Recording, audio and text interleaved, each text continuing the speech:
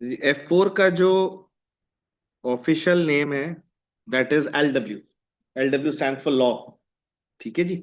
सो इस सब्जेक्ट का नाम F4 या LW, आप समझ लें नया नाम। इसका जो वैसे हमारे पास नाम है उसका नाम है कॉर्पोरेट एंड बिजनेस लॉ।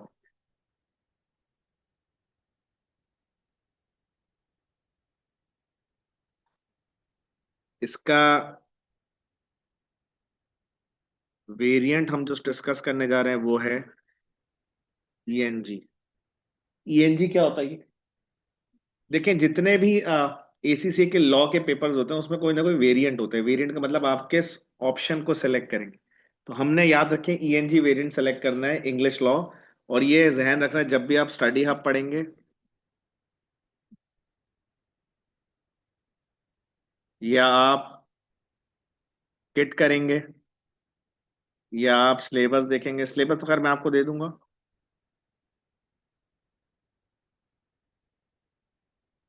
या आप स्पेसिमेन पेपर प्रैक्टिस के लिए करेंगे या आप हब मॉक करेंगे। मतलब whatever you do related to LW, उसमें आप ENG सिलेबस देखें, क्योंकि ENG के अलावा और भी वेरिएंट्स होंगे, ग्लोबल होगा, GLO होगा और बाकी होंगे। तो आपने वो वाला नहीं करना, आपने ENG करना है। ठीक है जी, पहली बात तो ये हो गई। अब हम समझ लें इस कोर्स के ऑब्जेक्टिव्स क्या हैं। देखिए, इस कोर्स के बुनियादी तौर पे हमारे दो ऑब्जेक्टिव हैं। एक के नॉलेज फॉर अकाउंटेंट्स। देखिए, इस कोर्स का, इस सब्जेक्ट का ऑब्जेक्टिव ये नहीं है कि आपको लॉयर बना दें। लॉयर बनना नहीं है, बल्कि मकसद ये है कि एज एन अकाउंटेंट आपने जो लॉ की नॉलेज हासिल करनी है वो देखना है। फॉर एग्जाम्पल, मिसाल के तौर पर, आपने अकाउंटिंग में पढ़ा कि किसी को पैसे उधार पे आप देते हैं तो उसकी क्या एंट्री आपने पास कर लिया, accounts receivable, debit, sales, credit, ये एंट्री पास कर लिया। पैसे आ गए तो भी एंट्री पास कर ली। पैसे नहीं आए तो बैड डेट्स। लेकिन एक्चुअल लाइफ में भी ऐसे ही होता है कि अगर कोई आपको पैसे ना दे तो आप अकाउंटेंट को बोलते हैं चलो भाई पैसे नहीं आ रहे, बैड डेट्स की एंट्री पास कर दो। You go for legal option. पहले आप उसको फोन करके, बातचीत करके, जबरदस्ती करके, कुछ करके पैसे निकालने की कोशिश करते हैं। जब वो नहीं आता तो you go for a legal option.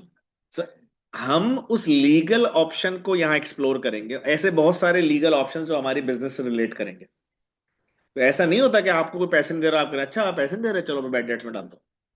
हमारे सर ने पढ़ाया था हमें बैड डेट्स क्या होता है। बैड डेट्स तो हमें आता है, हमको मसला नहीं है मुझे। अरे भाई, मसला ये नहीं है, एंट्री तो कर लेंगे पास। मसला ये है कि उस एंट्री से पहले पहले आप पूरी जान तोड़ मेहनत कोशिश करेंगे। Legal option, this chapter, sorry, subject covers that legal perspective. ये एक हमारी बात समझ में आ गई। अब जाहिर है दूसरा ऑब्जेक्टिव हमारा ये है कि एक अच्छा स्कोर एग्जाम में करना। ये भी हमारा ऑब्जेक्टिव में से एक है।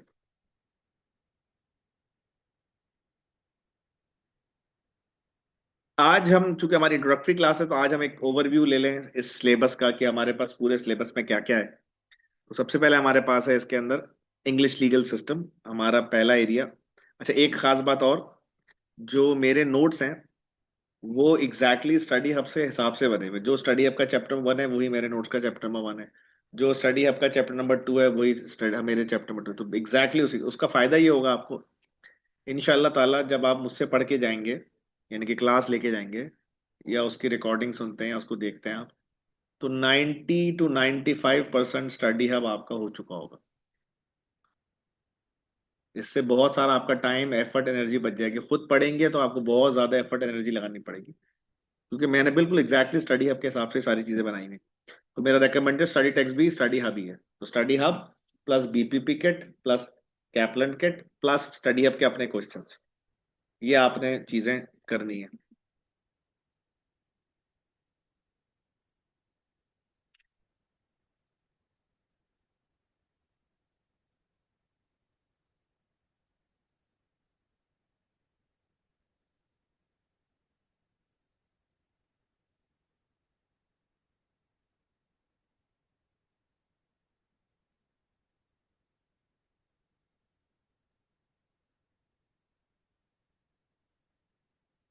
Study hub plus study hub quiz plus BPP kit plus कैपलन kit, ये चार चीजें इंशाल्लाह ताला आप करेंगे। तो और स्टडी हब पढ़ने के लिए आपको इंशाल्लाह बहुत एफर्ट नहीं करनी पड़ेगी। अगर आप लेक्चर पूरा सुन के जाएंगे तो 90 to 95% स्टडी हब आपका कवर हो चुका होगा इंशाल्लाह। अब आ जाए जनाब। अच्छा, मैं अब जो मैं बता रहा हूँ ना, ये चैप्टर नहीं, ये एरियाज है। ठीक है जी, यानी कि सिलेबस एरियाज है, आसान लफ्जों में, it's not chapter, it's syllabus areas. सबसे पहले हमारे पास जो एरिया हम एक्सप्लोर करेंगे वो है इंग्लिश लीगल सिस्टम, और इसको ईएलएस भी कहते हैं, और ये हमारे स्टडी हब का चैप्टर नंबर 1 भी है। इसमें हम समझे पहले सबसे पढ़ेंगे आसान लफ्जों में लॉ क्या होता है। अभी जो आज ओवरव्यू क्लास है तो हम आपको मैं पूरे सब्जेक्ट सिलेबस का ओवरव्यू सब्जेक्ट को दे रहा हूँ। तो हम सबसे पहले से पढ़ेंगे लॉ होता क्या है, फिर लॉ बनता किधर है, पूरा एक लॉ मेकिंग प्रोसेस है। आपको पता लॉ कहाँ बनता है? पार्लियामेंट में बनता है। कहाँ बनता है? पार्लियामेंट में लॉ बनता है। तो यूके की पार्लियामेंट में, पाकिस्तान की पार्लियामेंट में लॉ कैसे बनता है, उसका पूरा प्रोसेस है। पहले वो बिल आता है, फिर हाउस ऑफ कॉमन में जाता है, हाउस ऑफ लॉर्ड्स में जाता है, फिर वो पूरी सारी चीजें। फिर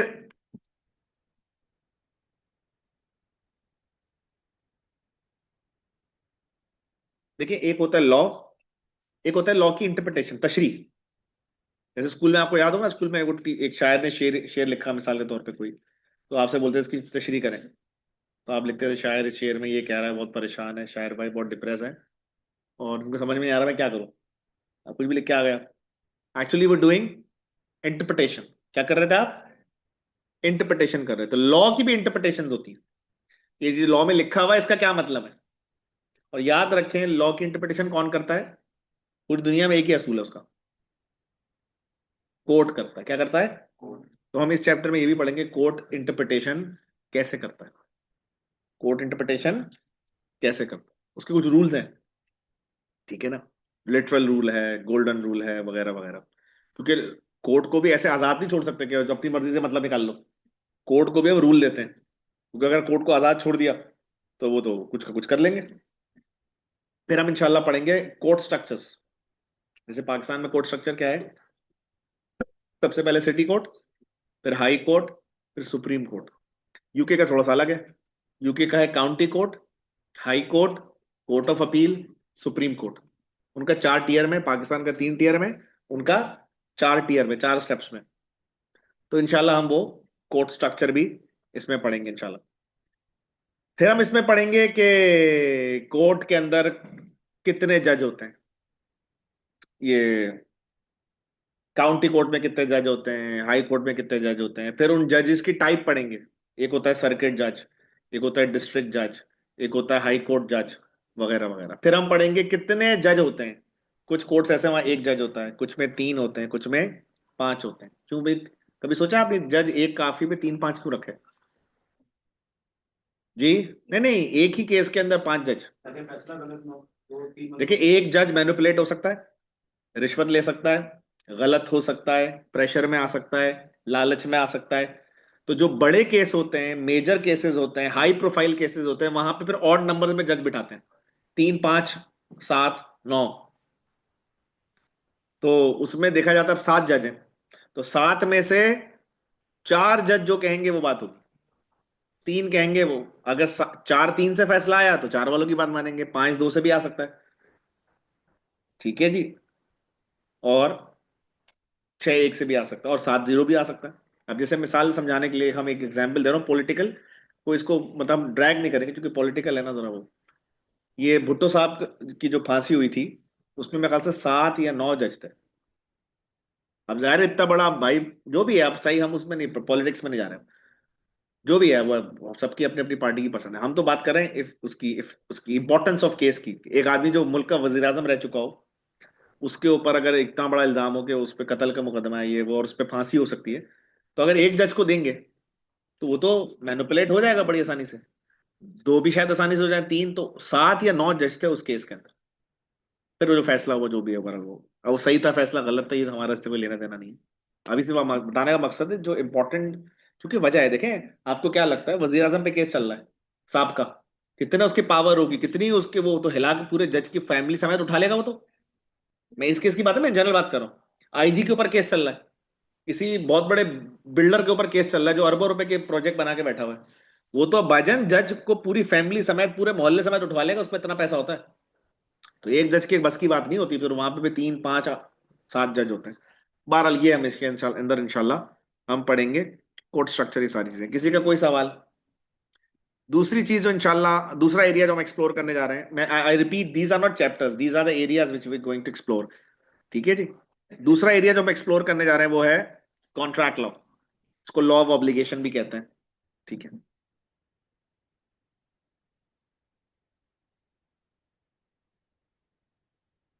कॉन्ट्रैक्ट लॉ का इफेक्ट ये है कि ये हमारी लाइफ में बहुत ज्यादा इंप्लीमेंट होता है। अभी आप येंगो करा के आए, तो आपने और येंगो वाले के दरमियान क्या हुआ? कॉन्ट्रैक्ट।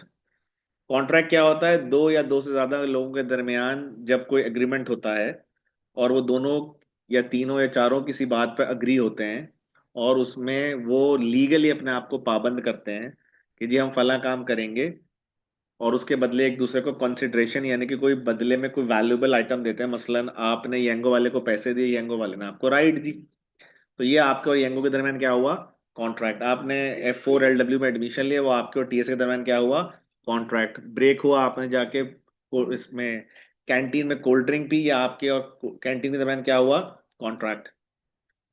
आपने बिजली का बिल अपने घर में वो लगवाया, यानी कि meter, that is a contract. तो ये सब क्या हो रहे हैं? कॉन्ट्रैक्ट्स हो रहे हैं। और हम रोजाना कॉन्ट्रैक्ट करते हैं। ये लॉ ऐसा जो रोजाना हम पे अप्लाई हो रहा है। ELS शायद हम पे रोजाना अप्लाई ना हो, कहाँ होगा? लेकिन कॉन्ट्रैक्ट लॉ ऐसा है। एम्प्लॉयमेंट लॉ भी शायद हम पे रोजाना, हम इसमें मामला भी नहीं पड़ता है। पार्टनरशिप लॉ में भी हम रोजाना नहीं पढ़ते। कॉन्ट्रैक्ट लॉ ऐसा है, दुनिया का हर इंसान इसमें इन्वॉल्व होता है, और रोजाना एक कोई कॉन्ट्रैक्ट करता है, कोई ना कोई कॉन्ट्रैक्ट करते हैं। बहुत कम चांस होगा सारा दिन में कोई खरीदा नहीं, कुछ किया नहीं, कहीं आई नहीं, कहीं गई नहीं, तो ये अलग बात है। But most of the times we do contract. आप फूड पांडा पे कोई चीज मंगाते हैं, वो भी क्या करते हैं? कॉन्ट्रैक्ट करते हैं। ये जो हम गाड़ी मंगाते हैं, फिर राइड कैंसिल करते हैं, फिर पेनल्टी लगती है, इसकी लीगल क्या है? वो है लीगल यही तो है कि आपने कॉन्ट्रैक्ट कर लिया कि मैं गाड़ी इस्तेमाल करूंगा, फिर अब वो बंदा वहां से चल पड़ा, आपने 5 मिनट बाद कैंसिल कर दी गाड़ी, राइड कैंसिल कर दी, 100 रुपए लग गए अगली राइड में, मिसाल है, जुर्माना लगता है ना। तो क्या है? कॉन्ट्रैक्ट तोड़ने का तो है वो जुर्माना, क्योंकि कॉन्ट्रैक्ट लीगल बाइंडिंग है। कानूनी तौर पे मैं और आप कॉन्ट्रैक्ट के पाबंद हैं। तो ये हम इंशाल्लाह कॉन्ट्रैक्ट लॉ, और ये बहुत तफसीली एरिया है। इसके अंदर कॉन्ट्रैक्ट होता कैसे है, कॉन्ट्रैक्ट में क्या पहले ऑफर होती है, फिर एक्सेप्टेंस होती है, और बहुत लंबी कहानी है। अभी तो चूंकि हमारी ओवरव्यू क्लास है।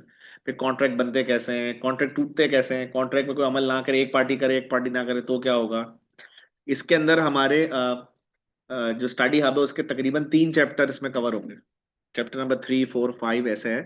तो ये दिस कॉन्ट्रैक्ट एरिया काफी बड़ा है, ये 3 चैप्टर्स को कवर करता है। तो ये कॉन्ट्रैक्ट लॉ हमारे पास। कॉन्ट्रैक्ट लॉ से मुतालिक कोई सवाल? अगला है हमारे पास लॉ ऑफ टॉट। लॉ ऑफ टॉट पढ़ने से पहले एक बैकग्राउंड समझ लें। देखिए, जब दो लोगों के दरमियान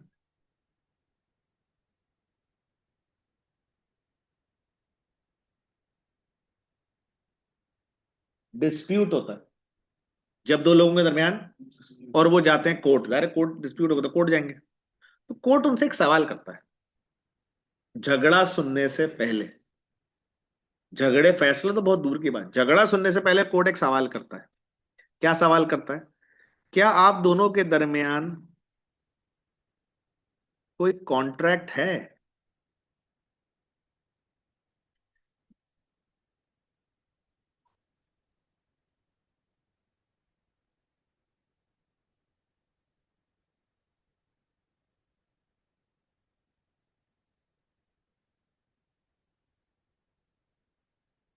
क्या आप दोनों के दरमियान कोई कॉन्ट्रैक्ट है? क्या मतलब कॉन्ट्रैक्ट है या नहीं है? मैं मिसाल देता हूँ। दो लोग झगड़ा लेके आए। हाँ भाई, जज ने कहा भाई झगड़ा तो बाद में सुनेंगे, ये बताओ दोनों के दरमियान कोई कॉन्ट्रैक्ट है? जी जज साहब, मैं मालिक मकान, ये किराएदार, ये मेरा किराया नहीं दे रहा। मैं मालिक मकान, ये किराएदार, और ये मेरा किराया। तो झगड़ा क्या है? किराया नहीं दे रहा। जज ने कहा अच्छा, इसका तुम दोनों आपस में मालिक मकान और किराएदार हो? जी। जज ने कहा अब झगड़ा बाद में तय होगा, पहले ही साबित करो तुम मालिक मकान और किराएदार हो। किराया दे रहा है नहीं दे रहा, ये बात की कहानी है, ताकि कंफर्मेशन है कि कॉन्ट्रैक्ट है। या अगर कॉन्ट्रैक्ट है तुम दोनों के दरमियान, तो तुम्हारे और उसके दरमियान जो लॉ अप्लाई होगा उसका नाम है कॉन्ट्रैक्ट लॉ। क्या है? और मिसाल के तौर पे वो झगड़ा लेके आए, जज साहब इसने मेरी गाड़ी को टक्कर मार दी, ये गाड़ी गलत, जज का एक सेकंड, वो गलत सही चलाओ छोड़ो बात की कहानी। इसका मतलब है ये ये तुम मुझसे पहली दफा मिलो जी जज साहब, पहली दफा मिला और आखिरी दफा, आइंदा मिलना भी नहीं चाहता। इसलिए मेरी गाड़ी के शीशे टूट गए। हाँ भाई, तुम्हारे के साथ कॉन्ट्रैक्ट नहीं जी, कॉन्ट्रैक्ट कोई नहीं है, देखा ही पहली दफा है। अच्छा, इसका मतलब है तुम दोनों के दरमियान जो फैसला होगा वो होगा लॉ ऑफ टॉट। तो हमने यहाँ क्या बात सीखी? जब दो लोगों के दरमियान कोई कॉन्ट्रैक्ट हो और डिस्प्यूट हो, तो वहां पे क्या अप्लाई होता है? Contract law. और जब दो लोगों के दरमियान डिस्प्यूट हो मगर कॉन्ट्रैक्ट ना हो, ऐसे भी तो होगा ना, तो वहां पे क्या अप्लाई होगा? Law of taught. एक आदमी घर के अंदर अपने घर में प्लॉट में कंस्ट्रक्शन कर रहा है, जिसकी शोर की वजह से सारा मोहल्ला परेशान है, और मोहल्ले में से कोई केस कर दे, तो उस केस को लेके जज पूछेगा, हाँ भाई तुम दोनों के दरमियान कोई कॉन्ट्रैक्ट नहीं, मैं तो बस बराबर में रहता हूँ उसके, और शोर की वजह से परेशान हूं। जज ने कहा भाई ये केस चलेगा अकॉर्डिंग टू लॉ ऑफ टॉट। फिर अगले दिन एक और बंदा आ गया उस बंदे के खिलाफ केस करने, जज साहब मैं इसका ठेकेदार हूँ, ये मुझे पैसे नहीं दे रहा। जज ने कहा अच्छा तुम्हारा भी झगड़ा है? जी बिल्कुल झगड़ा है। तुम्हारा कोई कॉन्ट्रैक्ट है? जी मेरा कंस्ट्रक्शन का कॉन्ट्रैक्ट है, मैं ठेकेदार और ये मालिक, और ये मुझे काम करवा रहा है, पैसे नहीं दे रहा। जज ने कहा अच्छा तुम्हारा इसका झगड़ा होगा लॉ ऑफ कॉन्ट्रैक्ट। समझ में आ रही कि नहीं आ रही बात? अब एक सवाल है आप लोगों से, और इस सवाल के जवाब सब लोग अपने पास लिखें, बोले कोई नहीं, ठीक है? लिखने से मुराद बस सोच लें, यानी कि लिख लें कहीं ताकि जहन में रहे मैं क्या है। आपको दो सिनेरियो सुना रहा हूँ, ठीक है? अब आपने बताना है कि यहाँ पे लॉ ऑफ कॉन्ट्रैक्ट कहाँ होगा, लॉ ऑफ टॉट कहाँ होगा। सिचुएशन ए, ठीक, वो मैं इसलिए कह रहा हूँ लिखने को कि जरा याद रहे कि वो क्या बात हुई है। एक आदमी शॉपिंग करने मॉल आया, मॉल में चलते चलते दुकानें देख रहा था, एक दुकान के अंदर गया, पैसों का पूछा, सॉरी सामान का पूछा, पैसे कितने हुए ये वो, उसका दुकानदार से झगड़ा हो गया। दुकानदार से, दुकानदार ने चमाट वमाट मार दी उसके, उसने दुकानदार पे केस कर दिया। ये है सिनेरियो ए। सिनेरियो बी, एक और आदमी मॉल आया, घूमता फिरता रहा, दुकानें देखी, सामान देखा, एक दुकान पे सामान पसंद आया, सामान खरीदा, घर गया, शर्ट धोई, कपड़े निकल, कपड़ों में से कलर निकल गया, वो कपड़े लेके दुकान आया, दुकानदार से झगड़ा, झगड़ा बड़ा, दुकानदार ने मारा उसको, उसने भी दुकानदार पे केस कर दिया। Scenario B. अब जरा सोचें, बोले कोई नहीं, सिनेरियो ए में कौन सा लॉ अप्लाई होगा, सिनेरियो बी में कौन सा लॉ अप्लाई होगा, सोचना है, बोलना नहीं है।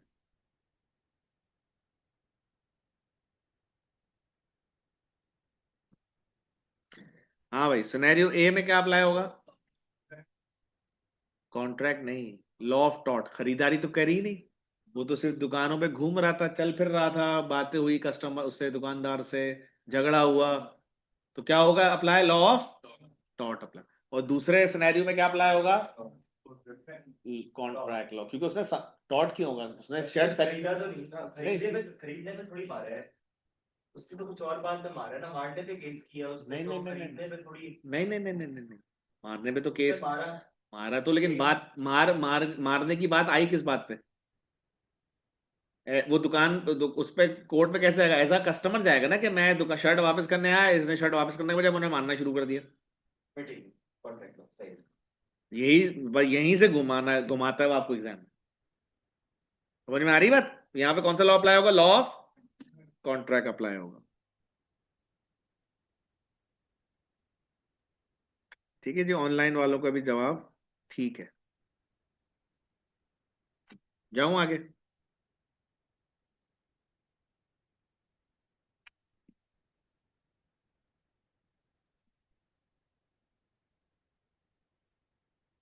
नेक्स्ट हमारे पास है एम्प्लॉयमेंट लॉ।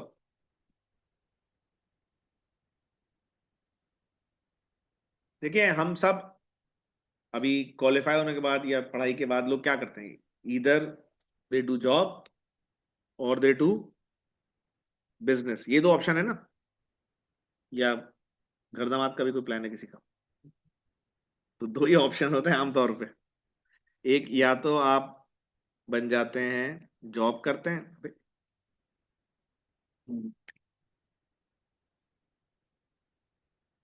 अगर जॉब करेंगे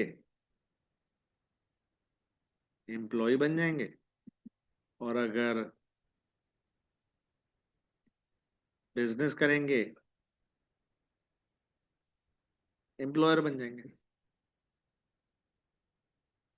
दोनों सूरतों में आपको एक लॉ चाहिए जो इस एम्प्लॉय और एम्प्लॉयर के डिस्प्यूट्स को रिजॉल्व करे। मसलन छोटी सी मिसाल है, एम्प्लॉयर एम्प्लॉय को कहता है भाई साहब आप बूढ़े हो गए, हम आपको नौकरी से निकाल लें। अब बूढ़े हो गए ये बड़ा सब्जेक्टिव मैटर है, तो बहुत झगड़े होते हैं। एक बंदा बोलता है मैं बूढ़ा हूं, दूसरा बोलता नहीं हो, वो बहुत झगड़े झगड़े झगड़े। तो इसका लॉ ने हल निकाला भाई, पाकिस्तानी लॉ ने कहा कि भाई 60 साल है बुढ़ापे की रेट उम्र। 60 साल का मतलब है आप बूढ़े, क्योंकि अगर ये डिसाइड नहीं करेंगे तो हर एम्प्लॉय कहेगा मैं अभी बूढ़ा नहीं हूं। और एम्प्लॉयर 55 साल में 50 साल में जान छुड़ाने की कोशिश करेगा, नहीं भाई बूढ़े हो तुम, जाओ यहां से। और यूके वालों ने फैसला किया 65 साल बुढ़ापे की उम्र है। 65 साल में आदमी क्या हो जाता है भाइयों? बूढ़ा हो जाता है। समझ आ रही है कहानी की नहीं आ रही है?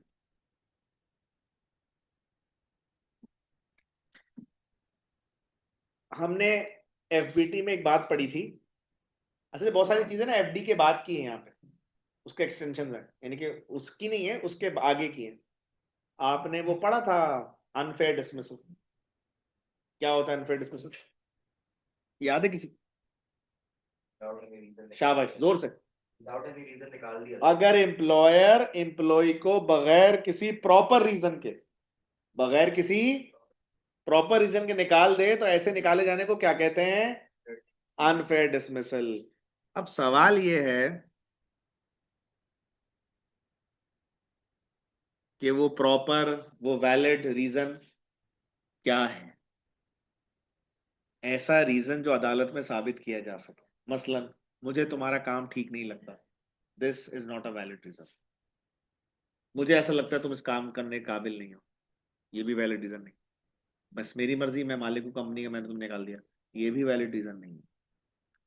लॉ का पेपर बताएगा what is a valid reason. Employment law बताएगा कि वो कौन सा वैलिड रीजन और कौन सा इनवैलिड रीजन है। समझ में आ रही बात? मिसाल के तौर पे एम्प्लॉय को जो काम दिया जा रहा है वो काम करना ही नहीं आता उसे, या वो झगड़ा कर रहा है, या वो कंपनी को नुकसान पहुंचा रहा है, और भी बहुत सारे वैलिड रीजन है। तो अब एफबीटी तो भाई यहां तक बोलता है, फिर खामोश हो जाता है, भाई प्रॉपर रीजन के बगैर निकाल नहीं सकते, यहां तक एफबीटी खामोश हो गया। What is that proper reason, ये बताएगा कौन? F4। दूसरी मिसाल, आपने वो पढ़ा था कि अगर एम्प्लॉयर एम्प्लॉय को टाइम दिए बगैर निकाल दे, उसे क्या कहते हैं? नोटिस पीरियड के बगैर निकाल दे। वैसे मैं खुद नोटिस पीरियड वर्ड इस्तेमाल करना नहीं चाह रहा था ताकि आप लोग बोले। हाँ जी, बगैर नोटिस पीरियड के निकाल दे तो उसको क्या कहते हैं? शाबाश। अगर एम्प्लॉयर एम्प्लॉय को बगैर नोटिस पीरियड के निकाल, मतलब बोले कल से मत आना, रीजन ठीक है निकालने का मगर टाइम नहीं दिया उसको ताकि वो नई नौकरी तलाश कर ले, उसको क्या कहते हैं? Wrongful dismissal. क्या कहते हैं? लिखा हुआ है ना, ये ऑनलाइन वाले बच्चे ने, रॉन्गफुल डिसमिसल। अब देखें आइडियल क्या है। आइडियल ये है कि एम्प्लॉयर और एम्प्लॉय आपस में तय कर लें नौकरी शुरू करते हुए कि नोटिस पीरियड क्या होना चाहिए। लेकिन आमतौर पे मैं बताऊं प्रैक्टिकली बहुत सारी जगहों पे नोटिस पीरियड तय नहीं होता। वजह, एम्प्लॉय इसलिए नहीं कहता कि एम्प्लॉयर कहेगा यार अभी आया है नहीं सही से, जाने की बात कर रहा है भाई। और एम्प्लॉयर इसलिए नहीं कहता कि एम्प्लॉयर सोचता ही नहीं कि मैं कभी इसको निकाल लूंगा। लेकिन लॉ कहता है देखें, आप सोचते हैं नहीं कि हम, लॉ तो सोचता है क्योंकि लॉ को पता आगे जाके फड्डा लेके आपने किसके पास आना है? लॉ के पास ही आना है। तो क्या होगा अगर दोनों ने तय ही नहीं किया आपस में नोटिस पीरियड, फिर क्या होगा आपके ख्याल में? फिर लॉ बताएगा कि नोटिस पीरियड कितना होगा। हमारे पास पूरा फॉर्मूला है। F4 में, एलडब्ल्यू में, एम्प्लॉयमेंट लॉ में एक फॉर्मूला पढ़ेंगे हम। उस फॉर्मूले के अंदर हम देखेंगे एम्प्लॉय की एज कितनी है, सॉरी एज कह रहा हूँ, कितने अरसे से वो नौकरी कर रहा है। उसकी बेस पे उसको नोटिस पीरियड कैलकुलेट करके दिया जाएगा। अगर आपस में तय नहीं करेंगे तो, आपस में तय कर ले फिर तो अच्छी बात है। तो ऐसे बहुत सारे झगड़े एम्प्लॉयमेंट लॉ में लेके आएंगे हम। एम्प्लॉयमेंट एम्प्लॉयमेंट ट्राइब्यूनल्स पढ़ेंगे हम, बाकायदा स्पेशलाइज यूके में कोर्ट्स हैं जो कि एम्प्लॉय वर्सेस एम्प्लॉयर के झगड़ों को डील करती हैं। पूरा एम्प्लॉयमेंट लॉ है, क्योंकि ये तो हर आदमी से वास्ता पड़ रहा है, हर आदमी नौकरी करता है या कारोबार करता है।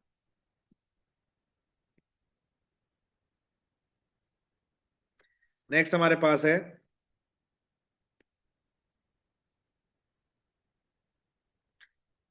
Agency law. एजेंसी लॉ पढ़ने से पहले एक बात बताएं मुझे, आपने टीएसए में एडमिशन लिया? खुद ही ले लिया? खुद ही आए, एडमिशन ले लिया, दैट्स इट।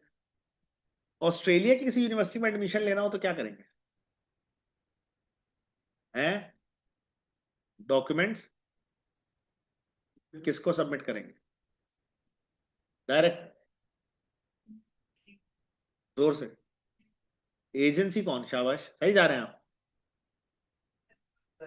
अब्रॉड भेजते हैं consultant, education consultant, visa consultant, immigration consultant, नाम बहुत सारे हैं, लॉ कहता है एजेंट। तो जब दो लोग आपस में डायरेक्ट खुद ही कॉन्ट्रैक्ट कर लें तो उनको क्या चाहिए? और अगर खुद कॉन्ट्रैक्ट ना कर सके, आप और ऑस्ट्रेलिया यूनिवर्सिटी खुद कॉन्ट्रैक्ट नहीं कर सकते, तो फिर आपको और ऑस्ट्रेलिया की यूनिवर्सिटी को क्या चाहिए? एजेंसी लॉ चाहिए। अगर आप खुद ही अपना घर बेच दें तो आपको क्या चाहिए? Contract law. आप खुद घर नहीं बेच सकते, स्टेट एजेंट को आप रखते हैं, तो फिर आपको contract law as well as agency law दोनों चाहिए। अगर आप खुद किसी काम को कर सकते हैं, कॉन्ट्रैक्ट कर सकते हैं, you only need contract law. But अगर आप खुद नहीं कर सकते, आपको किसी सपोर्ट की, किसी रिप्रेजेंटेटिव की जरूरत है, तो आपको क्या चाहिए? Contract law as well as.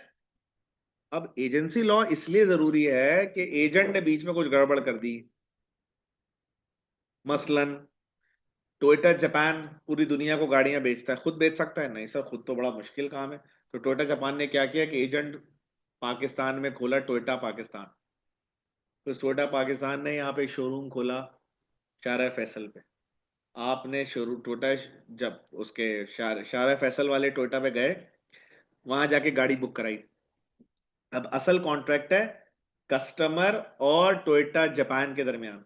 बीच में तो ये लोग खाली मीडिएटर एजेंट का रोल प्ले कर रहे हैं। कल को गाड़ी में कोई मसला आ गया, अब टोयोटा जापान या टोयोटा पाकिस्तान को पकड़ेंगे। ये क्या नाम है, शोरूम वाले को थोड़ी पकड़ेंगे। लेकिन सर अगर शोरूम वाले ने इंजन में गड़बड़ की, अभी बहुत सारे मसले हैं। पता नहीं गाड़ी खराब आई थी, टोयोटा पाकिस्तान से आई थी, या शोरूम वाले ने कुछ गड़बड़ कर ली। आपको पता होगा, पता नहीं पता है या नहीं, बहुत सारे मोबाइल पाकिस्तान में आते हैं, नहीं यहाँ बीच में दुकानदार और डिस्ट्रीब्यूटर और जो एजेंट वाले हैं, इसमें से हैंड फ्री निकाल लेते हैं, चार्जर निकाल लेते हैं, बैक कवर निकाल लेते हैं, जो बहुत सारे मोबाइल्स के साथ जो है वो वायरलेस चार्जर भी आता है, बैक कवर, बहुत सारी चीजें निकाल लेते हैं और बाद में अलग से उसको ओरिजिनल करके बेचता है। ऐसा बहुत, इट्स वेरी कॉमन। तो एजेंट बीच में गड़बड़ करते हैं। तो ये सारे मसले मसाइल हमारे एजेंसी लॉ में हम इंशाल्लाह कवर करेंगे। समझ में आ रही है बात? एजेंट बनते कैसे हैं, एजेंट की टाइप्स हैं, कोई सेल्स एजेंट है, कोई परचेज एजेंट है, ये एजेंट की टाइप्स कहलाती हैं। उसके बाद हमारे पास टॉपिक है पार्टनरशिप लॉ। पार्टनरशिप की तो डेफिनेशन बड़ी मशहूर है, आसान सुनी भी आपने, देखा भी है। पार्टनरशिप दो या दो से ज्यादा लोग मिलकर कारोबार करते हैं, उसको क्या कहते हैं? तो ये लॉ बताता है जी पार्टनरशिप बनती कैसे है। अब पार्टनरशिप जब आप पढ़ेंगे ना, इसमें हमारे पास तीन टाइप की, यूके लॉ पे जो है उसमें तीन तरह की पार्टनरशिप है: ordinary partnership, limited partnership, limited liability partnership. ये मैं इसलिए बता रहा हूँ कि एग्जाम अगर आपसे सवाल करता है कि पार्टनर के मरने के बाद कारोबार का क्या होगा, चलेगा या बंद हो जाएगा? आप बताएं। पार्टनर के मरने के बाद कारोबार चलेगा, बंद हो जाएगा? चलेगा। गलत जवाब। आप बताएं। हाँ, डिपेंड करता है। क्या मतलब? ऑर्डिनरी टाइप ऑफ पार्टनरशिप के अंदर अगर पार्टनर मर जाए तो पार्टनर के मरने से कारोबार बंद हो जाता है। लिमिटेड पार्टनरशिप या दूसरा एलएलपी जो तीसरी टाइप ऑफ, उसमें अगर पार्टनर मर जाए तो कारोबार बंद नहीं होता, चलता रहता है। तो आपसे कोई कहे भी पार्टनर के मरने के बाद क्या होगा, आप कहेंगे depend on the type of partnership. आपसे कोई कहे पार्टनर इंसॉल्वेंट हो जाए तो क्या होगा, आप कहेंगे depend on the type of partnership. तो तीनों लॉ हम पढ़ेंगे: ordinary partnership, limited partnership, limited liability. फिर पार्टनरशिप बंद कैसे होगी, डिसॉल्व कैसे होगी, उसके भी दो तीन मेजर एरियाज हैं। पार्टनर खुद ही बंद कर दें, वो एक अलग पूरा एंगल है। कोर्ट बंद कर दे, कोर्ट भी बाज़ पार्टनरशिप बंद कर देते, तो वो उसका क्या तरीका है? तीसरा कि पार्टनरशिप खुद ब खुद बंद हो जाए। खुद ब खुद क्या मतलब सर? बाज सिनेरियो लॉ में ऐसे लिखे हुए हैं जिसमें पार्टनरशिप खुद ब खुद बंद हो जाती है। मसलन पार्टनरशिप एग्रीमेंट के अंदर आपने लिख लिया कि हम ये पार्टनरशिप बना रहे हैं ब्रिज बनाने के लिए, हम ये पार्टनरशिप बना रहे हैं ब्रिज बनाने के लिए। जिस दिन ब्रिज बनेगा, बगैर कहे पार्टनरशिप डिसॉल्व हो जाएगी, क्योंकि आपने उसमें लिख दिया कि इसका पार्टनरशिप का मकसद क्या है, ब्रिज बनाना।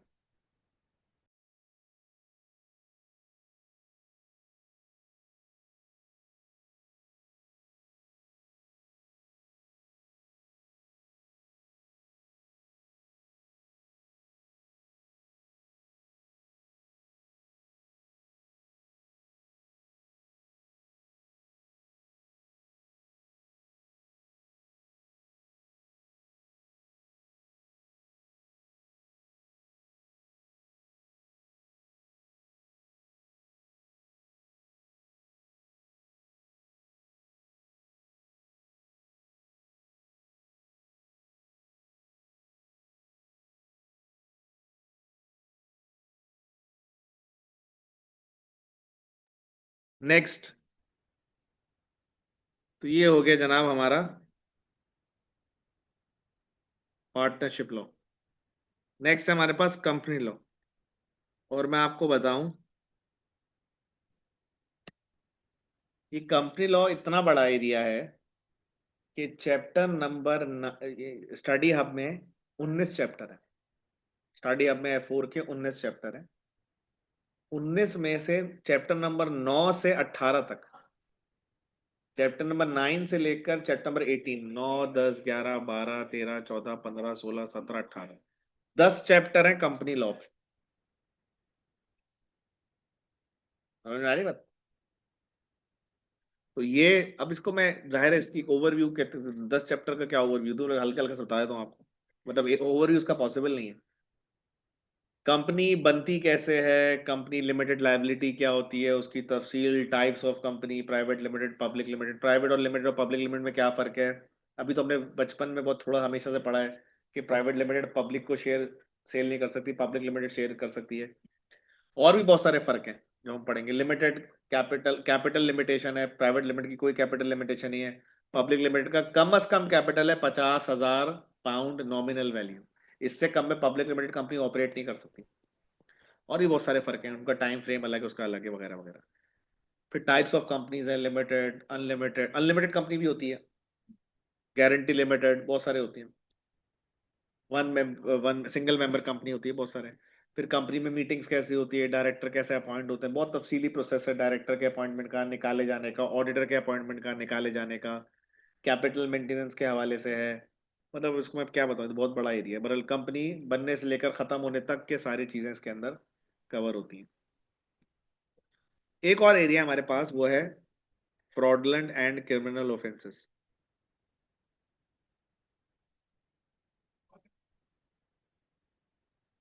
ये 19वां चैप्टर है, आखिरी जो है ना स्टडी आपका, फ्रॉडलेंट एंड क्रिमिनल ऑफेंस। ये आपको याद है एफबीटी में एक टॉपिक आपने पढ़ा था, फ्रॉड। ये उस फ्रॉड का बिजनेस पे क्या असर है वो तो एफबीटी में पढ़ लिया, वो बात खत्म हो गई। फ्रॉड का लीगल इंपैक्ट क्या है वो हम पढ़ेंगे इंशाल्लाह इस चैप्टर में। और फ्रॉड में बहुत सारी, फ्रॉड में सिर्फ फ्रॉड नहीं है, क्योंकि इसका नाम असल में फ्रॉड, इसका नाम है फ्रॉडलेंट क्रिमिनल ऑफेंस। मिसाल के तौर पर हम तफसील से पढ़ेंगे मनी लॉन्ड्रिंग। मनी लॉन्ड्रिंग क्या होती है, मनी लॉन्ड्रिंग के स्टेप्स क्या हैं, मनी लॉन्ड्रिंग के सजा क्या है, मनी लॉन्ड्रिंग की, मनी लॉन्ड्रिंग को कैसे रोका जाए। इसके अंदर हम पढ़ेंगे इनसाइडर डीलिंग, एक क्राइम होता है। इनसाइडर डीलिंग सुना है कभी आप लोगों ने? इनसाइडर डीलिंग, अब मुझे नहीं पता आप, हाँ, ट्रेडिंग क्या मतलब समझा है? मतलब कि अगर इन्वेस्टर्स के पास कुछ ऐसी स्पेसिफिक इंफॉर्मेशन मतलब मार्केट में ना अवेलेबल हो तो आप उसको यूज करके कोई भी इंसान, डायरेक्टर नहीं, कोई भी इंसान जो कंपनी के बाहर बैठा हुआ है, वो कंपनी के अंदर की कोई इंफॉर्मेशन जो कि अभी तक पब्लिकली अवेलेबल, नहीं। उसको निकाले और उसकी बुनियाद पे शेयर्स की खरीदो फरोख्त करे। इस जुर्म को कहते हैं इनसाइडर डील। मिसाल के तौर पे, मिसाल के तौर पे आपको पता चला जी अगले हफ्ते कंपनी का सीईओ एक वो करने वाला है, रिजाइन करने वाला है। अब ये बात आपको पता चल गई, अगले हफ्ते कहीं से आपने इन्फॉर्मेशन निकलवा ली, आपने फॉरेन शेयर बेच दिए। आप अच्छा, डोमिनो इफेक्ट समझते हैं? डोमिनो, डोमिनो इफेक्ट, एक जो इम्पैक्ट होता है कर देना वो देखा आपने कभी फेसबुक पे नहीं, यूट्यूब पे एक ऐसी वीडियोस होती है, पहले तो बहुत होती है, अब कम होती है, कि वो ना ऐसे छोटे छोटे पीसेस रखे हुए होते हैं लाइन से, एक पीस गिरता है, वो दूसरे पीस पे गिरता है, दूसरा तीसरे पे, तीसरा चौथे पे, चौथा पांचवे पे, और ये गिरते चले जाते हैं। इसको कहते हैं डोमिनो इफेक्ट। उस एक पीस को कहते हैं डोमिनो, और डोमिनो के ऊपर डोमिनो के ऊपर डोमिनो के ऊपर डोमिनो, इसको कहते हैं डोमिनो इफेक्ट। होता यह है कि एकदम कोई एक बंदा शेयर बेचता है,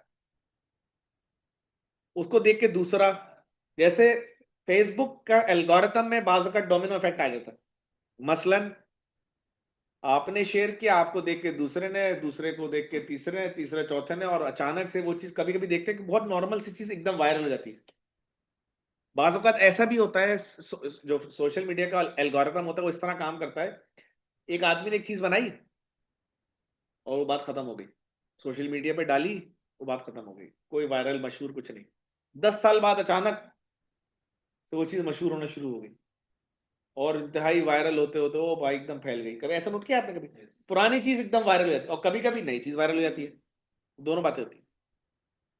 इन्वेस्टमेंट्स में क्या होता है, एकदम मैंने किसी चीज के ऊपर देखा देखी शेयर बेचे, मुझे देख के इन्होंने बेचे, इनको देख के इन्होंने इन्होंने इन्होंने एकदम चीज वायरल हो गई और हर कोई धड़ाधड़ शेयर बेच रहा है। तो कोर्ट इन्वेस्टिगेट करती है, अगर उनको लगता है कोई मसला हुआ है, कोर्ट देखती है पहला डोमिनो कौन, उसको पकड़ लो जाके। और वो था जिसने अंदर की खबर निकाली थी कि सीईओ रिजाइन होने वाला है। तो इंशाल्लाह वो पढ़ेंगे इसके अंदर। फिर ब्राइबरी, इसमें लॉ है कि रिश्वत क्या होती है, उसको कैसे रोक सकते हैं, वगैरह वगैरह। ये कंपनी को चलाने के हवाले से क्या फ्रॉड होते हैं वो हम पढ़ेंगे इसमें, कंपनी को बंद करने के हवाले से क्या फ्रॉड होते हैं वो पढ़ेंगे। तो ये पूरा हमारे पास एक एरिया जो हम है। और मैं बताऊं आपको, F4 की सबसे अच्छी बात ये है कि ये बहुत सारी चीजों में ना हमारी लाइफ, जो डे टू डे लाइफ होते हैं, उसको बहुत इफेक्ट करता है। ये अलग बात है कि हम बस, अनफॉर्चुनेटली हमारे स्टूडेंट जो है ना, बस वो बस इतना पढ़ते हैं कि बस एमसीक्यू सॉल्व हो जाए। अब ये भी तो देखो ना, आपको उसका जिंदगी में, आपको मैं छोटी सी मिसाल दूं, एम्प्लॉयमेंट लॉ से मुतालिक एक बात बताऊंगा आपको। एम्प्लॉयमेंट लॉ में हम एक टॉपिक पढ़ाते हैं, उसके अंदर एक पॉइंट है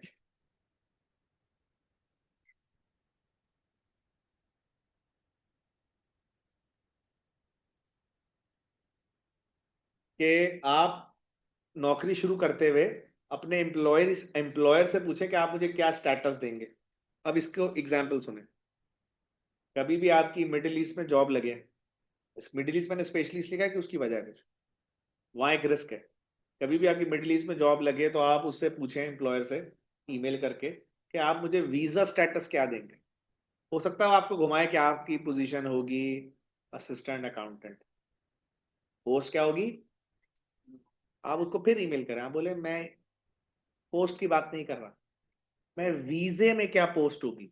वीजे का पोस्ट का क्या मतलब है, अब वो सब जैसे आप दो दफा पूछेंगे ना, वो समझ जाएगा भाई तेरा आदमी। वीजा स्टेटस का मतलब क्या होता है, मैं आपको बताऊं। होता ये है कि ये जो मिडिल ईस्ट का एम्प्लॉयर होता है, वो आपको बुलाता है, जब बुलाने के लिए आपको भेजता है वीजा, वीजे की होती है कैटेगरी, मजदूर, supervisor, assistant, assistant manager, manager, वगैरह वगैरह। जितना बड़ा वीजा होगा उतने चार्जेस होंगे। मिसाल के तौर पे, मुझे अब चार्जेस तो नहीं पता, मैं समझाने के लिए बात कर रहा हूँ कि मजदूर का वीजा है 2000 दिरहम का, ठीक है, सुपरवाइजर का वीजा है 5000 दिरहम का, मैनेजर का वीजा है 15000 दिरहम का, मिसाल दे रहा हूँ। तो बाज औकात एम्प्लॉयर क्या करता है, पैसे बचाने के लिए आप जाते हैं एज एन अकाउंटेंट, और वीजा वो आपको भेज देता है मजदूर, लेबर। अच्छा, आप उस वक्त इतना गौर नहीं करते, वीजे के आगे लेबर, अब कोई किसी से पूछता हो, कहता है लेबर का मतलब काम करने वाला, दुनिया हमारे इंसान लेबर है। तो भाई वो वाला लेबर नहीं है, वो आपको लेबर वाले वीजे पे बुला रहा है। अच्छा, आप चले भी गए, वहां पहुंच गए, वहां पहुंचने के बाद अल्लाह आपका भला करे, वहां पे ना हर थोड़े दिन बाद, महीने 2 महीने 4 महीने 6 महीने में वो शुरते विजिट करते हैं, ठीक है। शुरता आएगा बड़ा फ्रेंडली माहौल में, आप सोचो और कैसे हैं हबीबी पाकिस्तानी, अल्लाह वाह माशाल्लाह, बिरयानी ना बिरयानी, उसके बाद उन्होंने आपसे कार्ड मांगा, उस पर लिखा हुआ लेबर, आपसे पूछा क्या करते हैं आप, आपने अकाउंटेंट। उसने आपको बोला ये तो अकाउंटेंट हो, लेबर के वीजे पे आए हो। वो आपको कुछ नहीं कहेंगे, आपको डिपोर्ट कर देंगे, मतलब आपको सजा हो, क्योंकि आपका तो कसूर ही नहीं, आप तो आए हुए हो। वो जुर्माना लगा देगा कंपनी, कंपनी के को फर्क नहीं पड़ता इतना, मतलब बहुत पैसा है उनके पास। लेकिन आपको तो पूरा करियर भैया शुरू होने से पहले ही डूब गया ना मेरे भाई।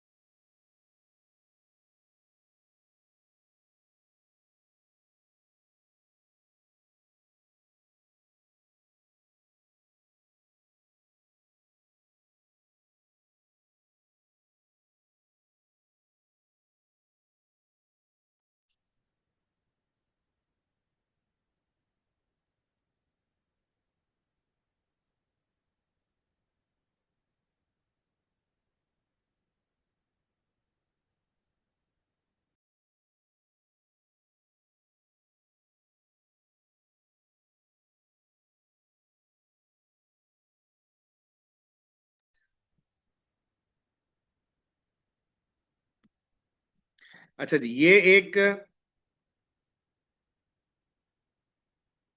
2 आवर का सीबी एग्जाम है, F4। इसके अंदर सेक्शन ए में 25 सवाल आएंगे 2 मार्क्स वाले।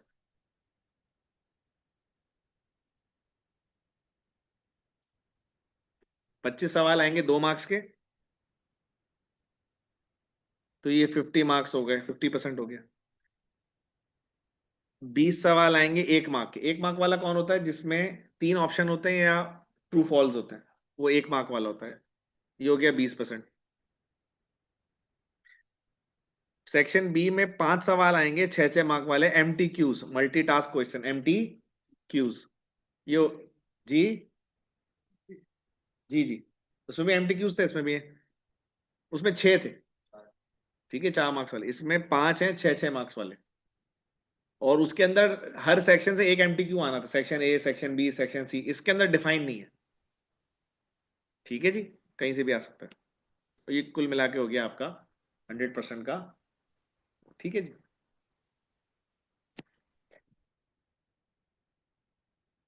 कंप्यूटर ऑन है, ये जो आप जिसमें बैठे हैं आप।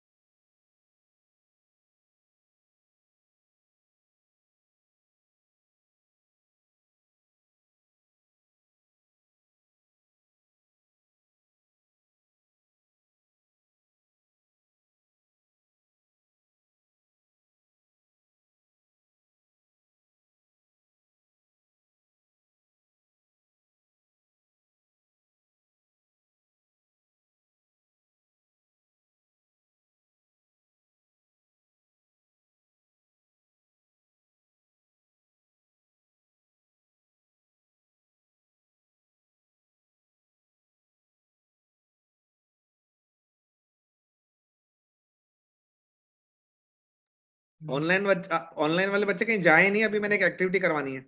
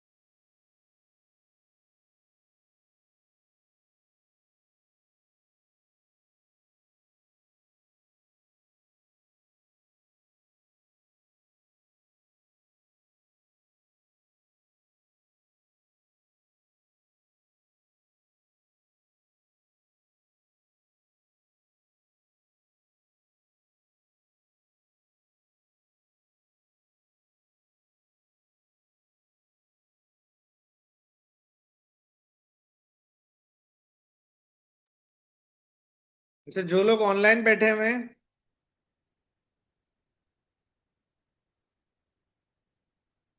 वो गूगल क्रूम खोल लें, और जो यहाँ बैठे हुए क्लास में वो भी गूगल क्रूम खोल लें।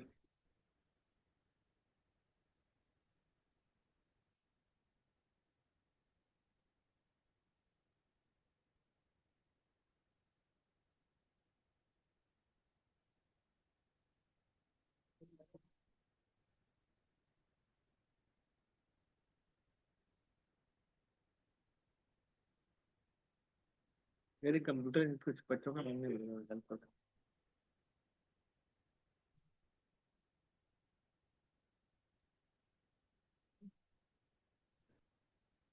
चेंज करवा दो, जो चल नहीं रहा चेंज करा दे।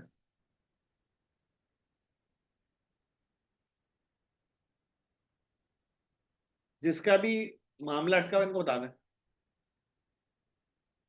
ये स्टार्ट नहीं हो रहा बेटा।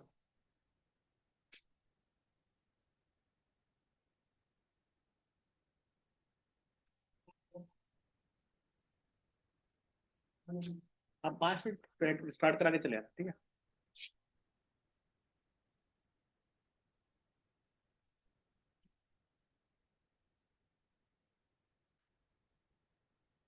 गूगल क्रूम पे आ गए सब लोग।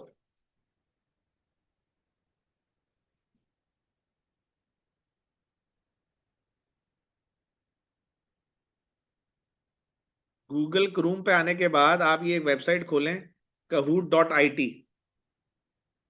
.com नहीं है, kahoot.it। बस वही करिएगा जो मैं कहूं, खुद आगे आगे मत जाइएगा। kahoot.it के अंदर आप ये डालें अपने पिन, गेम पिन 10783337। ये लिखा हुआ है ना। और अपना नाम डालें, जो आपका नाम है, निक नेम नहीं। ये आप है, आपका नाम है शैलम। जो जिसका नाम है वो डाले। वो बोलता निक है, बट निक नेम डालना नहीं है। ऑनलाइन वाले भी ऐसे करें, समझ में आ रही बात ऑनलाइन वालों के। क्या हुआ बेटा, उसका मसला हो गया। क्या हुआ, क्या नहीं हो रहा।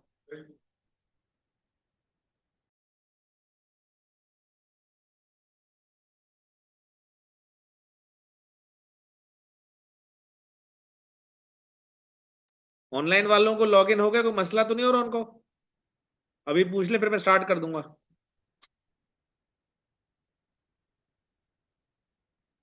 kahoot.it, KAHOOT.IT। ये बेटा आप सर्च कर लें जरा। उसके बाद kahoot.it पे आ गए आप। इस पे गेम पिन आ रहा होगा लिखा हुआ। अब स्क्रीन पे देखे ना आपने, अरे यहाँ नहीं अपनी स्क्रीन। अच्छा नहीं, वो अलग है, ये अलग है।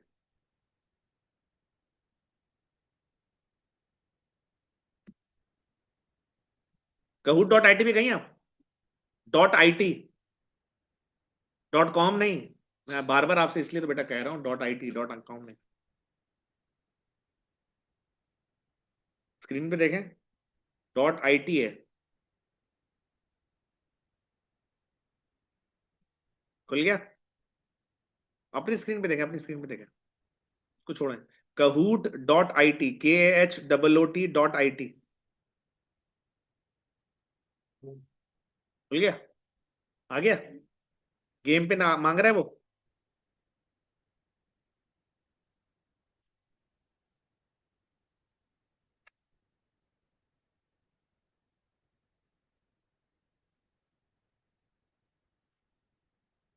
बैक करें, खूब पे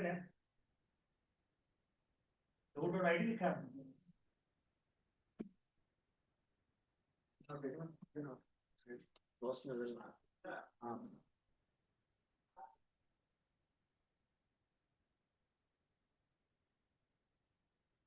ये खोले तो उसको लिखा, खोले।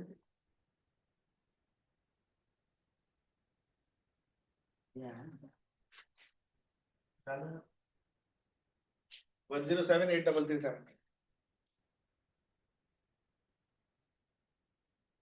फिर अपना नाम लिखे उसमें। आगे बेटा।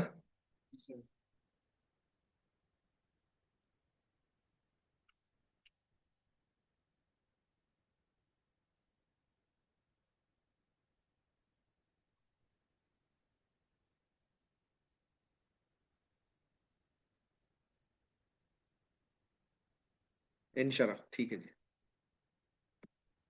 अच्छा, अभी चूंकि आज हमारी पहली क्लास है, असल में हम प्रैक्टिस आज मैं जो मैं प्रैक्टिस कराता हूँ ना क्लास में, मैं इस सॉफ्टवेयर के थ्रू कराता हूँ। तो उससे होता है कि थोड़ा इंगेजिंग होता है और आपको पता भी चलता रहता है क्या हो रहा है। चूंकि आज अभी हमने कुछ ऐसा ज्यादा पढ़ा नहीं है, तो आज एक इंट्रोडक्टरी कहूट है। इसके अंदर मोटी मोटी आसान आसान बातें होंगी। एक्चुअल कहूट इतना आसान नहीं होगा, इतना आज आसान है, ठीक है। और आज तो उसका सिर्फ मकसद ये कि आपको कहूट से इंट्रोडक्शन कराना कि भाई हम क्लास प्रैक्टिस कैसे करेंगे, ठीक है जी। ऐसे इसमें होगा एक एक सवाल आपकी स्क्रीन पे लिखा हुआ आएगा, और 4-5 सेकंड तक सवाल वो लिखा हुआ आएगा। तो आप वो सवाल पढ़ेंगे, उसके बाद टाइमर शुरू हो जाएगा। अब हर सवाल के होते हैं मिसाल के तौर पे 1000 पॉइंट। कितने? 1000 पॉइंट। जो जितनी जल्दी आंसर देगा उसको उतने पॉइंट मिलेंगे। मसलन एक बच्चे ने फौरन जवाब दे दिया, उसको मिलेंगे 900 पॉइंट। एक ने थोड़ा सा लेट करके आंसर दिया, 800। और लेट 700। जितना डिले आंसर देंगे उतने पॉइंट्स कम होते जाएंगे, और अगर गलत दिया तो जीरो हो जाएंगे। फिर भले वो जल्दी गलत बताओ या देर से बताओ। तो आपने आंसर सही तो देना है, कोशिश करनी है जल्दी देना है, मगर जल्दी के चक्कर में गलत ये तो उल्टा हो जाएगा, फिर सारा नुकसान हो जाएगा, ठीक है ना। अब ये आहिस्ता आहिस्ता करके वो समझ में आ जाएगा।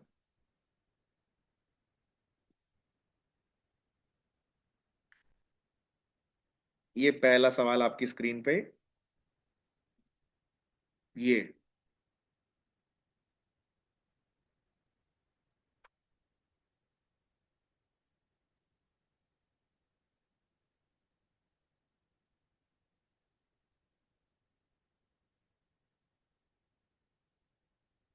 The objective of F4LW is to make you accountant with legal knowledge. Accountant expert accountant बनाना थोड़ी है, हमारा काम थोड़ी अकाउंटेंट बनाना, ना हमारा काम है लॉयर बनाना, ना काम है जज बनाना। हमारा काम है आपको एक ऐसा अकाउंटेंट जिसके पास लीगल नॉलेज हो, जो कि लीगल मैटर्स को हैंडल कर सके। ये जनाब हो गया आंसर। उसके बाद लीडर बोर्ड आ जाएगा। लीडर बोर्ड में सबसे ऊपर है फाइक ने पहले जवाब दिया होगा, देखिए 912 ना, 1000 पॉइंट होते हैं इसमें। 912, उसके 9, उससे थोड़ा सा बाद में दिया होगा 904। फैजान 899, उमैर 891, और दुआ वसीम 884। वो इसका ताल्लुक उससे है कितनी देर से आप जवाब देते हैं, ठीक है जी। तो इस तरह हर सवाल के बाद वो लीडर्स बोर्ड दिखाएगा कौन कहाँ पे। तो इस तरह हम जो प्रैक्टिस करेंगे, ठीक है जी। दूसरा सवाल, 15 सवाल है आज को, इंट्रोडक्टरी तो छोटा क्विज है।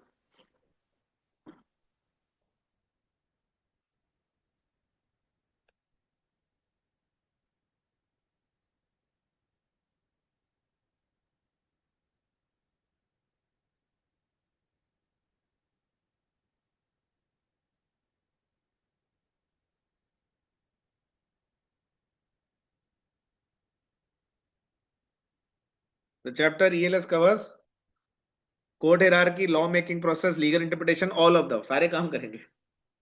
ठीक है जी। तो ये जनाब दूसरा सवाल हो गया, और ये रैंकिंग चेंज हो गई। जैन जो थे वो एकदम से जंप करके पॉइंट नंबर 2 पे आ गए। शैलम जैकब जो है वो भाई साहब 3 पे आ गए। उमेर चौथे नंबर पे, और फाइक स्टिल ऑन नंबर 1। तीसरा सवाल,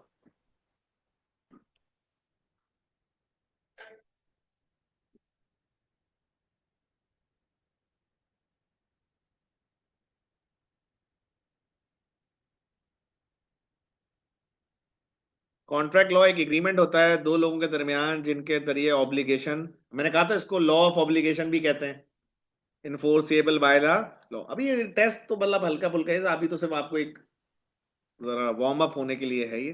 सिर्फ दो लोगों का ठीक हुआ ये, 7 लोगों का। When two people sign a piece of paper in agreement, इसको नहीं कहते कॉन्ट्रैक्ट। ठीक है जी। दो लोग कौन है जिन्होंने सही किया है?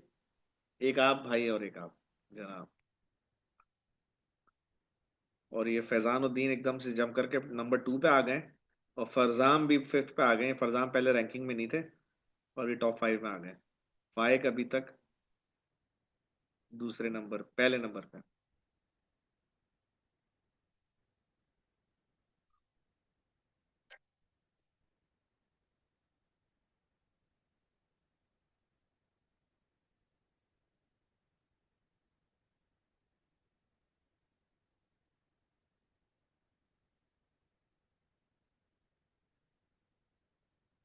नेग्लिजेंस एंड मॉनिटरी कॉम्पनसेशन, गाड़ी आपने नेग्लिजेंस से चलाई, घर बनाते हुए आपने नेग्लिजेंस दिखाई, शोर किया वगैरह वगैरह वगैरह, तो सारे नेग्लिजेंस उसको कवर करेगा लॉ ऑफ टॉट। किसी का गलत तो दिल पे नहीं लिया अभी तो, चूंकि हमारा एक ओवरव्यू है आज। जैन आ गए जनाब पोजीशन नंबर 1 पे, और फाइक जो है आखिरकार 4 सवालों के बाद। फाइक कौन है? फाइक भाई जो है वो 1 से 2 पे आ गए। ठीक है भाई।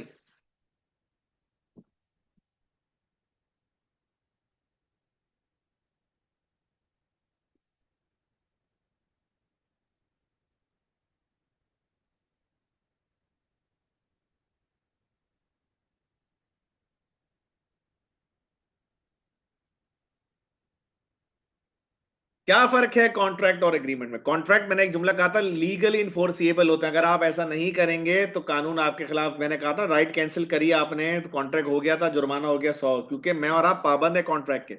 एग्रीमेंट के मैं और आप पाबंद नहीं है, सोशली पाबंद है, एथिकली पाबंद है। इसकी बेहतरीन मिसाल है जी शादी और मंगनी।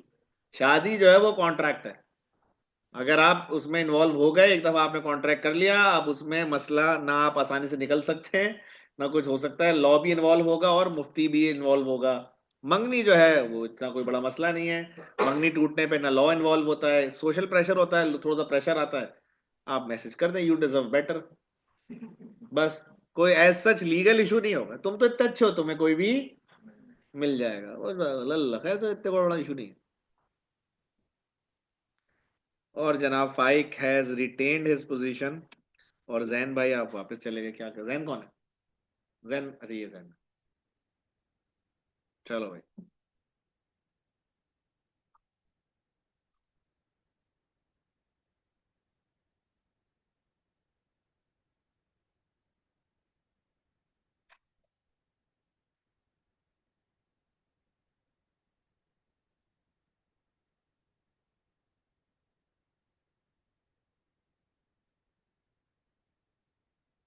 What is meant by the law of टॉट? लॉ ऑफ टॉट का क्या मतलब? ऐसा रॉन्ग डूइंग जो कि किसी की पोजेशंस या पर्सनल सेफ्टी के खिलाफ है। ठीक है जी, तो उसको लॉ ऑफ टॉट कहते हैं। ये दो लोगों ने क्लिक किया है, the law that allows an owner to choose to microchip their pet. ये जो, ये कौन है दो रेड फ्लैग्स हैं?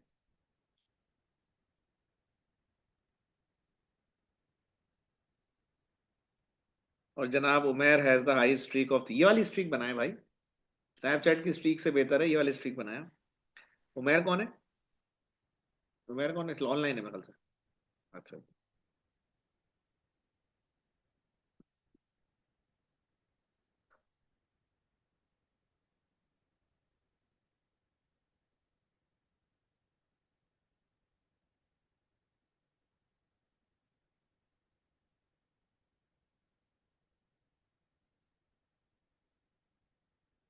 ओह, काफी लोग इस पे मुत्तफिक हैं।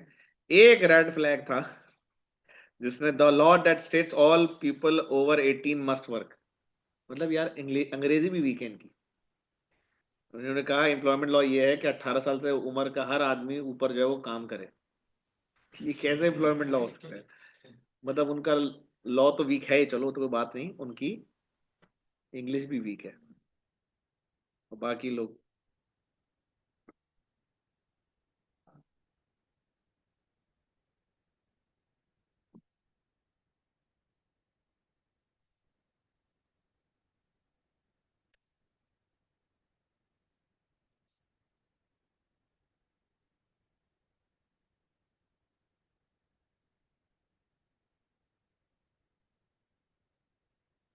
चलो भाई, मुबारक, इस पे सब मुत्तफिक हो गए। ये सवाल ऐसा था जो सब एक हो गए, अग्री हो गए ना, वो एक। वो एसी वाली मस्जिद है, इस पे तमाम मसलक के लोग मुत्तफिक हो जाते हैं ना। फिर जब मैं ये समझता हूँ उम्मत को जोड़ने का एक ही तरीका है, मस्जिदों में क्या लगा दें? एसी लगा दें। फिर इंशाल्लाह लोग लड़ेंगे नहीं।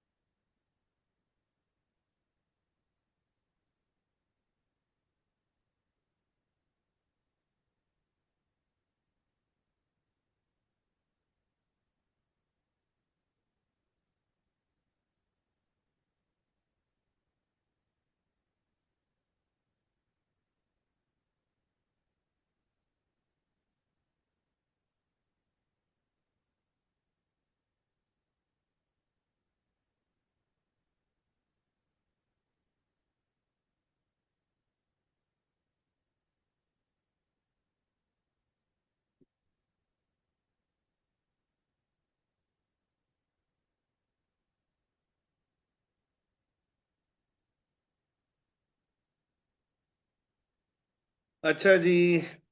जो भी एजेंट को हायर करता है उसे क्या कहते हैं? प्रिंसिपल। हमारी एग्जाम्पल में Toyota was principal. Authorise dealer जो दुकान खोल के बैठा हुआ है, शोरूम, वो था एजेंट। और कस्टमर होता है थर्ड पार्टी। तो ये 8 लोगों का ठीक है। Seller is not correct answer. Faizan जो है वो टॉप 5 में आ गए।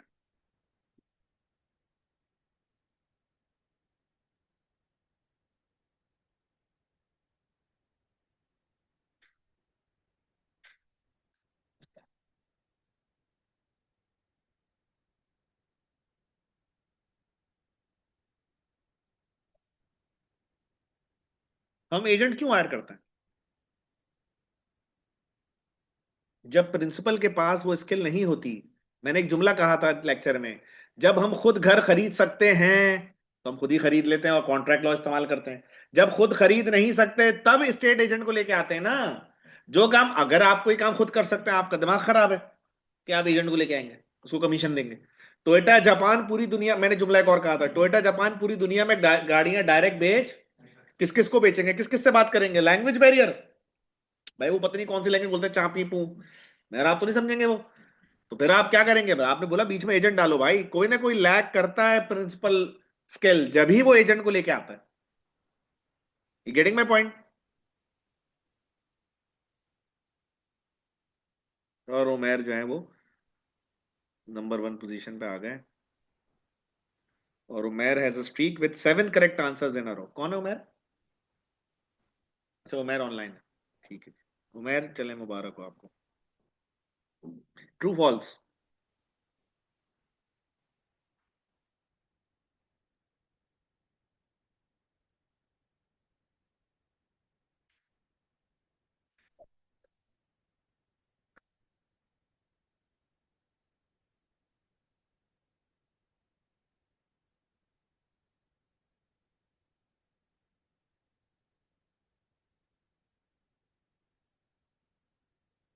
ट्रू कहां से हो गया? जिन लोगों ने 3 लोगों ने ट्रू किया है।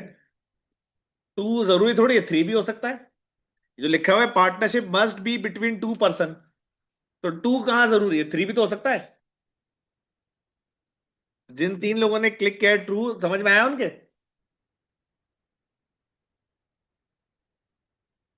और फाइक वापस आ गए।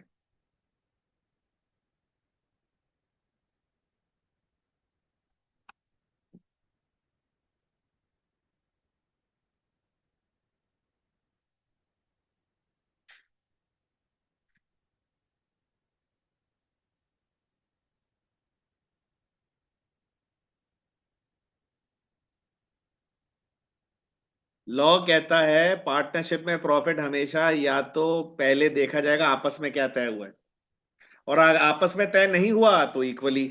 तो पहले as decided among partners then equally. ये तो बिल्कुल ही गलत है in the ratio of their capital, ये तो बिल्कुल ही गलत है। इक्वली फिर भी थोड़ा बहुत सही था, एज क्या नाम है, ये जो चार लोगों ने क्लिक किया एज डिसाइडेड अमंग पार्टनर्स और the ratio of their capital, नहीं नहीं, एज डिसाइडेड अमंग पार्टनर्स, पहले लॉ ये देखेगा आपस में क्या तय हुआ, और अगर आपस में तय नहीं हुआ तो फिर इक्वली।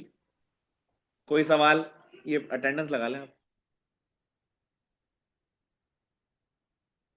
ये चलें हम सवाल कर लें। नहीं नहीं, वो टाइम निकल जाएगा ना।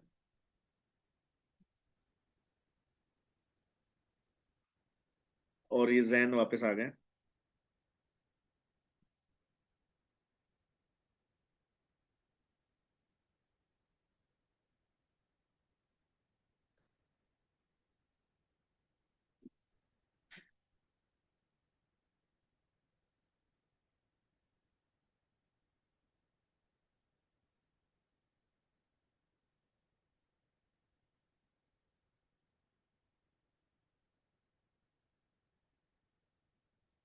कंपनी लॉ क्या करता है sir, setup of various types of company ownership liability, इन सब चीजों को करता है।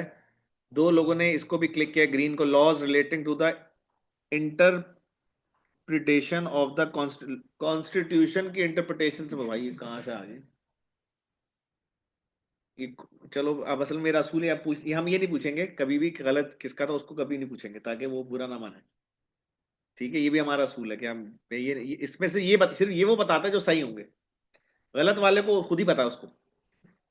ठीक है ना, मुनासिब नहीं ना स्क्रीन पे सबके सामने गलत बताना। Ahmed is making come back with three in a row. और जनाब अब हम जा रहे हैं अपने सेकंड लास्ट क्वेश्चन पे।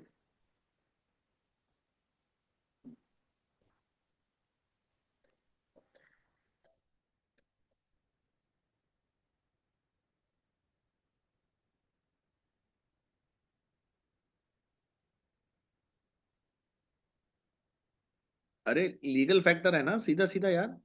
कंपनी लॉ ना, लॉ भैया, लॉ तो लीगल फैक्टर क्या हो गया यार, ये तो आज बड़ा आसान है भाई, इसी में घूम गया। ये तो मतलब ये गलत नहीं होना चाहिए था असूलन। इकोनॉमिक फैक्टर कैसे हो सकता है लॉ, लॉ कभी इकोनॉमिक फैक्टर कैसे हो सकता है। ये बहुत आसान सवाल है ये। और उमैर वापस सेकंड पोजीशन में आ गए हैं जनाब। और ये अब हम लास्ट क्वेश्चन की तरफ जा रहे हैं। ये मैंने ऐसे ही आपको फ्री के नंबर दे दिए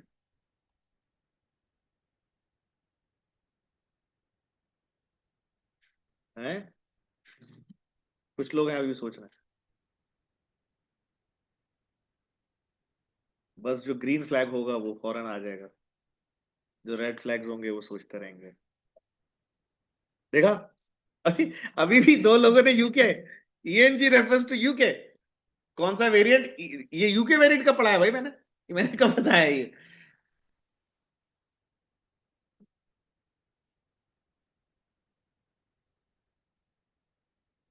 थर्ड नंबर पे हमारे पास है आज फैजानुद्दीन, सेकंड नंबर पे उमैर, और फर्स्ट नंबर पे है फॉर्डन, जैन, और फोर्थ और फिफ्थ नंबर पे हैं फरजाम और शलोम। ठीक है जी। और ये ऑनलाइन किसी बच्चे ने कुछ बात पूछी है। Hi how are you, thank you है। हाय,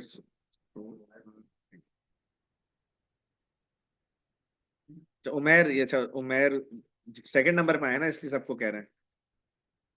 उमेश शाबाश, आप ऑनलाइन रह के भी सेकंड नंबर पे आए, शाबाश। ठीक है भाई, किसी का कोई सवाल इसमें? इंशाल्लाह प्रैक्टिस हम इसी के जरिए करेंगे। अगर हमारी इसी इंशाल्लाह मोस्ट प्रोबेबली इसी रूम में क्लास हुई तो कंप्यूटर पे करेंगे, वरना फिर आप लोग डेटा करवा लीजिएगा, उसी वक्त बता दूंगा मैं आपको, जिस दिन अगर कोई और रूम हो तो आप डेटा करा लेंगे। बहरहाल वो प्रैक्टिस के लिए अब ये वाला इंशाल्लाह सॉफ्टवेयर इस्तेमाल करेंगे। किसी का कोई सवाल इसमें? सर लैपटॉप नहीं नहीं, कौन पूछ रहा है? नहीं नहीं, लैपटॉप की जरूरत, लैपटॉप तो उस पे मोबाइल पे कर लीजिएगा ना, जिस दिन जैसे अगर अव्वल तो मोस्ट ऐप भी होगा ना। ऐप की ना भी हो, क्रूम क्रूम से करें, और ऐप कर लें डाउनलोड, मसले हल। ऐप कहूट की ऐप है, वो कर लें, और आसान।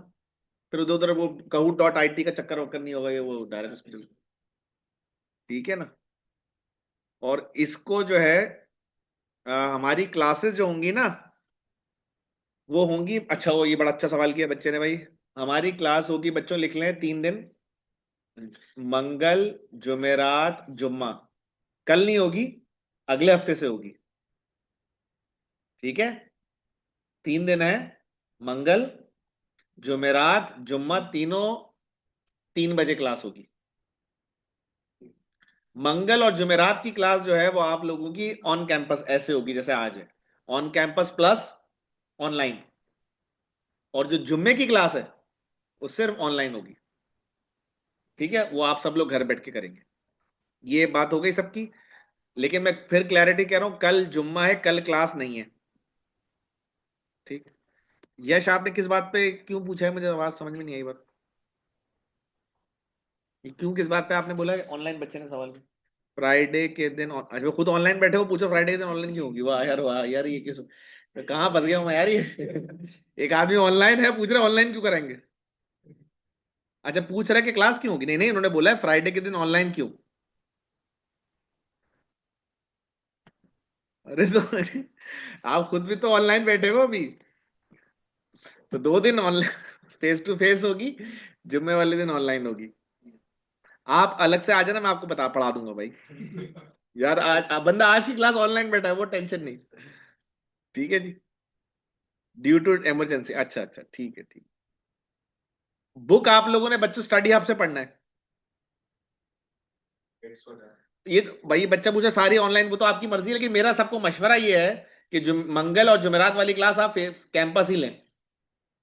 जुम्मे वाली एक ऑनलाइन करी भी तो है, सारी ना बगैर वजह के ना करें ऑनलाइन। मैं बताऊं बहुत फर्क होता है ऑनलाइन पढ़ने में और फेस टू फेस पढ़ने में। दूसरी बात ये कि ये जो सॉफ्टवेयर है, इसमें अगर आप इसको देखें, इसका फायदा ज्यादा तब होता है जब आप लाइव इसको खेलें। अगर आप रिकॉर्डिंग में डालेंगे ना नंबर, बाद में जाके नंबर डालेंगे, चलेगा नहीं सॉफ्टवेयर। तो जो लाइव और फेस टू फेस क्लास लेगा वो इस गेम में पार्टिसिपेट कर सकता है, जो लाइव और फेस टू फेस लेगा। रिकॉर्ड, क्योंकि अभी अभी अभी इस वक्त अगर आप डालेंगे ना जाके कहूट की ऐप के अंदर, वो ये वाला नंबर डालेंगे तो चलेगा नहीं, वो लाइव था, वो खत्म हो गया। हाँ, ये जरूर है, चूंकि रिकॉर्डिंग के अंदर है, तो रिकॉर्डिंग में आप ये देख सकते हैं। ठीक है ना, लेकिन वो पार्टिसिपेट नहीं कर सकते। पार्टिसिपेट करने के लिए इंशाल्लाह आपको लाइव और फेस टू फेस आना पड़ेगा। ठीक है जी, किसी का कोई, मैं फिर बता रहा हूं, कल वाली क्लास नहीं है, कल नहीं है क्लास, अगले हफ्ते से टाइम टेबल अप्लाई होगा। मंगल, जुमेरात और जुम्मा 3 बजे से 5, साढ़े 5 बजे तक।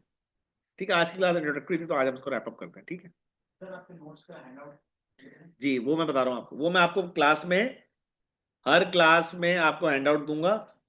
तो पेपर नोट्स मैं आपको यहाँ दूंगा, और उसकी जो सॉफ्ट कॉपी होगी पीडीएफ, वो नोटेड मैं व्हाट्सएप ग्रुप में शेयर करूंगा, जो कि सर फहीम ग्रुप बनाएंगे, उसमें आप सब लोग होंगे। ठीक है।